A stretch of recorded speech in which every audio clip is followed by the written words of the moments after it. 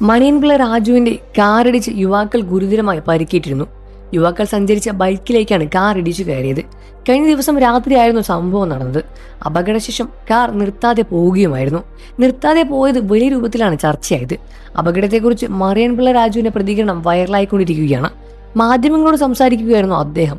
സംഭവത്തെക്കുറിച്ച് വിശദീകരിച്ച് പറയുന്നത് ഇങ്ങനെയാണ്: അപകടങ്ങൾ ഉണ്ടായപ്പോൾ ശരിക്കും പേടിച്ചു പോയി.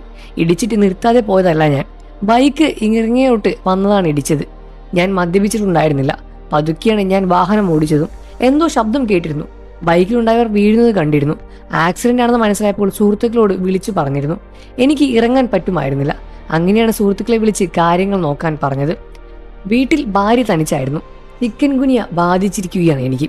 ക്യാൻസർ രോഗിയായതിനാൽ ഇപ്പോഴും മദ്യപിക്കാറില്ല എന്നും അദ്ദേഹം പറഞ്ഞിരുന്നു. അപകടം നടന്നു കഴിഞ്ഞിട്ടും വാഹനം നിർത്താതെ പോയത് തെറ്റാണ്. പേടി കാരണമാണ് നിർത്താതെ ഇരുന്നത് എന്നും ചോദ്യങ്ങൾക്ക് മറുപടിയുമായി അദ്ദേഹം പറഞ്ഞു. രാത്രി തന്നെ താൻ ഈ വിവരം പോലീസിൽ അറിയിച്ചിരുന്നു എന്നും മണിയൻപിള്ള രാജു തുറന്നു പറഞ്ഞു. അപകടത്തിന്റെ CCTV ദൃശ്യങ്ങൾ പുറത്തു വന്നതോടെ അദ്ദേഹത്തിനെതിരെ രൂക്ഷ വിമർശനങ്ങളും ഉയരുന്നുണ്ട്. ബൈക്കിടിച്ചിട്ടും നിർത്താതെ പോയതിനെ കുറിച്ചും വിമർശനങ്ങളാണ് വരുന്നത്. സുദീപ് കുമാർ രാജു എന്ന ആർട്ടിസ്റ്റ് ഉടമയുടെ പേര് പോലീസ് കഴിഞ്ഞ ദിവസം കണ്ടെത്തിയിട്ടുണ്ടായിരുന്നു. ഇത് നടന്റെ വാഹനമാണെന്നും ആരാണ് വാഹനം ഓടിച്ചതിനെ കുറിച്ചുള്ള വ്യക്തികളെല്ലാം തന്നെ പോലീസ് പറഞ്ഞു. കാർ കസ്റ്റഡിയിലെടുക്കാനായി മണിയൻപിള്ള രാജുവിന്റെ വീട്ടിലെത്തുകയും അതൊരു മറ്റൊരു സ്ഥലത്തേക്ക് ആയിരുന്നു എന്നായിരുന്നു മറുപടിയും. താനാണ് വാഹനം ഓടിച്ചതെന്ന് അദ്ദേഹം സമ്മതിച്ചിരുന്നു. സുഹൃത്തുക്കളൊപ്പമാണ് അദ്ദേഹം പോലീസ് സ്റ്റേഷനിലേക്ക് എത്തിയതും.